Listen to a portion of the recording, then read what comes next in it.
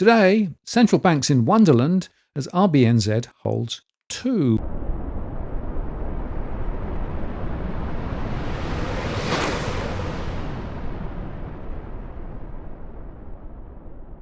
Hello again, it's Martin North from Digital Finance Analytics, one latest post covering finance and property news. Well, after the RBA's hold decision on Tuesday, we got a hold from the Reserve Bank in New Zealand too, following on from the Fed and other central banks around the world.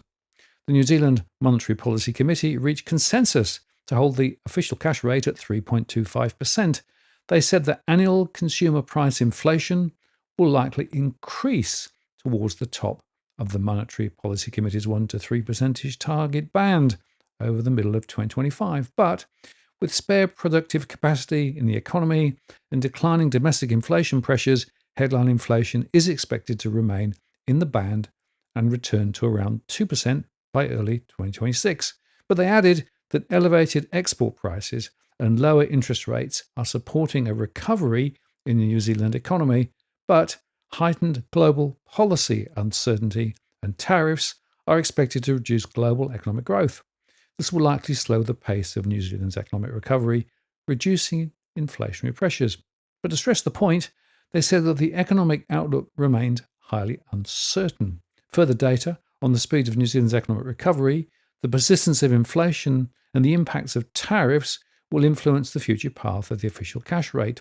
If medium-term inflation pressures continue to ease, as projected, the committee expects to lower the official cash rate further.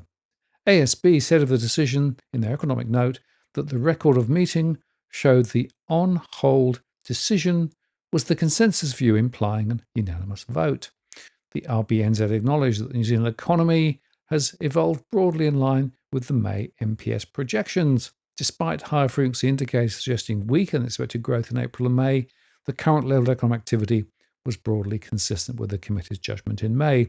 Now, they had expected the RBNZ to acknowledge some concern over the potential short-term spike in inflation, and the record of the meeting noted that New Zealand inflation was expected to rise toward the top of the MPC's inflation target band by the end of 2025. However, this inflation spike is expected to be short-lived, with the Reserve Bank of New Zealand judging that significant spare capacity in the economy would act to further reduce domestic inflation pressures, with inflation expected to return to around the middle of the band by early 2026. And the Reserve Bank of New Zealand will need to be confident that the higher short-term inflation does not risk stoking inflation expectations and causing a longer-lasting inflation headache. This proved extremely difficult for the bank to re-anchor in the previous cycle. And they noted that the Reserve Bank will be closely monitoring readings from inflation expectation surveys in the coming months for signs of whether near-term inflation readings are likely to recede. Core inflation readings from the Reserve Bank of New Zealand suite of core inflation measures will also be closely scrutinised and will likely take a marked uplift for both to dissuade the Reserve Bank of New Zealand from cutting the OCR ahead. Given that the outlook was broadly consistent with the May MPS view, the Reserve Bank of New Zealand maintained an explicit easing bias, noting that if medium-term inflation pressures continue to ease as predicted, the committee expects to lower the official cash rate further. This suggests a 25 basis point August cut is the most likely course of action, with the MPS in May flagging a 25 basis point cut in the third quarter. Now, they don't buy into the view that holding the OCR now will preclude the Reserve Bank of New Zealand from cutting again if needed. The global scene remains of concern, as does the sluggishness of households' demand, with both expected to dampen medium-term inflationary pressures in New Zealand. The ASB's base case is that a cautious data and event-dependent RBNZ will cut the OCR by 25 basis points in August, with the OCR ending the year at 3%. Developments can change quickly, of course, and the policy path delivered by the Reserve Bank of New Zealand will change to reflect that. Over at ANZ, they see the pause as temporary too, writing that their view on today's decision was that the recent soft data justified another 25 basis point cut, but that lingering concerns about upside inflation risks would on balance see the committee decide to hold the OCR unchanged, awaiting more CPI and inflation data. as well as more evidence on whether the recovery is losing steam or just hitting a pothole. That's pretty much how it all unfolded. So they expect to see that the data will assuage inflation concerns sufficiently to see the Reserve Bank of New Zealand delivering a 25 basis point cut in August. And the statement also flagged a clear easing bias, noting that subject to medium-term inflation pressures continuing to ease in line with the committee's central projections, the committee expects to lower the official cash rate further. Overall, the outcome was in line with their expectations, and their base case remains for a 25 basis point cut in August, November, and February, taking the terminal rate to 2.5%. Now, of course, the big difference between Australia and New Zealand is that across the ditch, they took rates higher, caused a recession, cut migration, and cut rates by 225 basis points versus the RBA's miserly 50 basis points. But, as I discussed yesterday, the massive rise in migration in Australia and the boom in non-market jobs, especially into the government-funded bedpan economic sector, which of course is important but not necessarily economically productive, explains the different path. In fact, despite the low inflation track in Australia, relative to other economies, the government policy choices continues to keep rates higher than they would otherwise be. The other catch, of course, is that the official inflation rate diverges from the lived experience of many households, as the latest Domain rental report highlights. As this article reveals, experts warn that Sydney's rental crisis is exacerbating homelessness and pushing home ownership out of reach, as rents hit record highs. Asking prices for a typical Sydney house hit $780 a week, after rising 2.8% or $21 a week over the year to June. The median asking rent for units hit $740. That's a 2.8% increase of $20 a week in the same period. And the vacancy rate remains tight at 1.1%, below the 1.2% over the year prior. Actually, around 3% would represent a balance between landlords and tenants.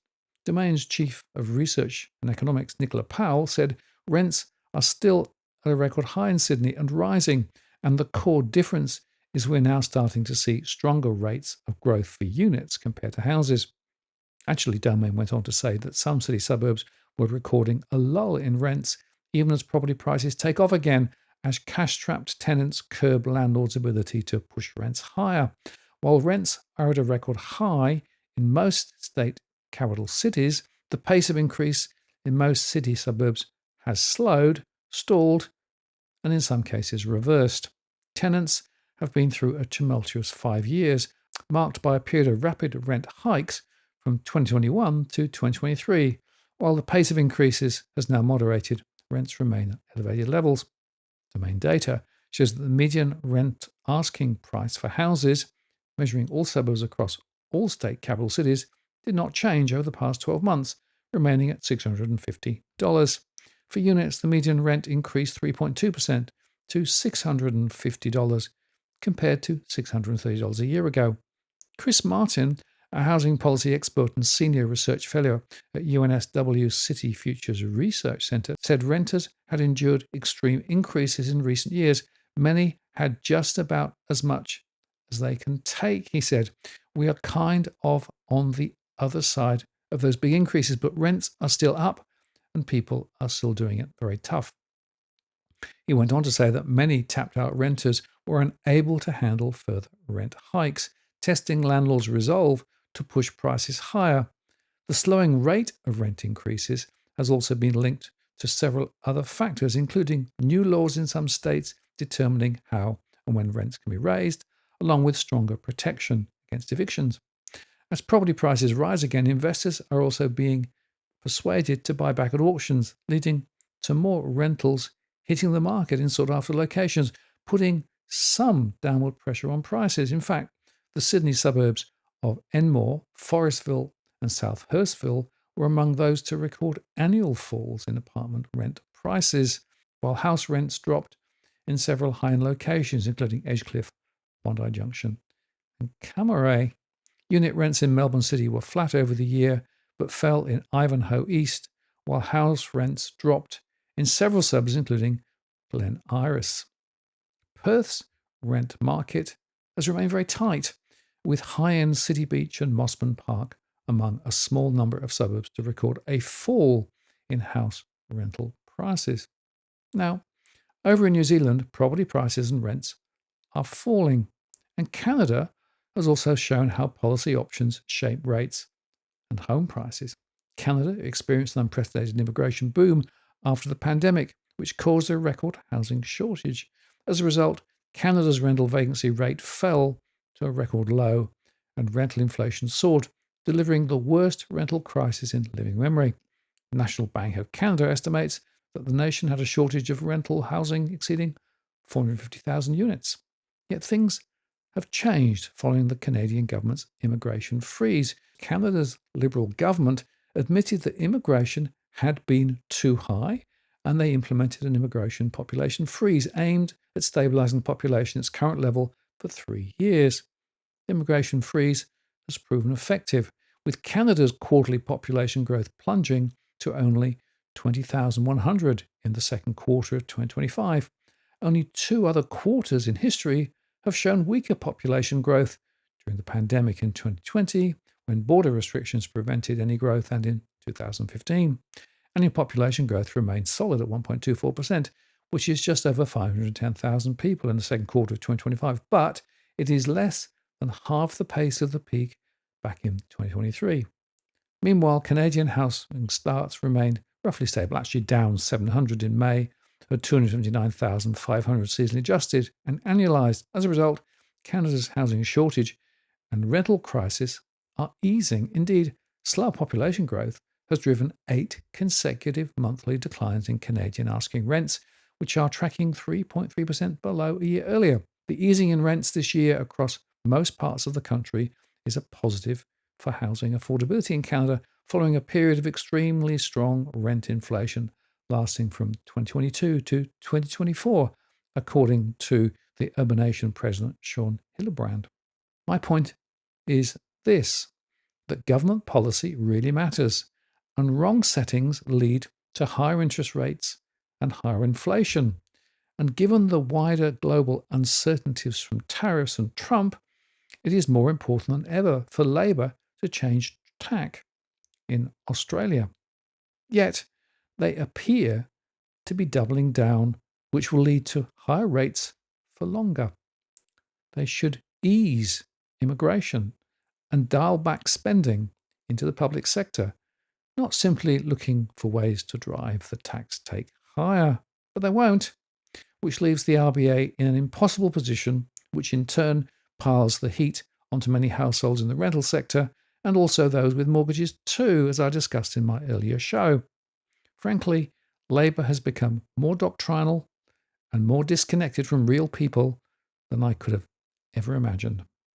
I'm Martin North from Digital Finance Analytics. Many thanks for watching, and I'll see you again next time.